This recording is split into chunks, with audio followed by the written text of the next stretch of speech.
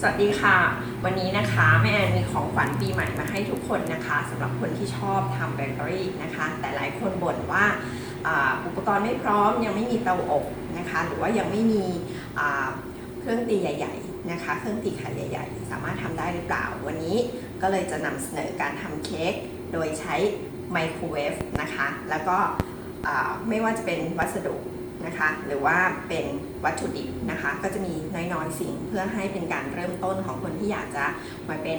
สิงนักอบด้วยกันนะคะเครื่องมือนะคะก็จะประกอบไปด้วยแค่เครื่องตีนะคะเล็กๆได้นะคะ1เครื่องพร้อมกับไมโครเวฟนะคะซึ่งทุกบ้านน่าจะมีกันอยู่แล้วส่วนวัตถุดิบนะคะก็จะประกอบไปด้วย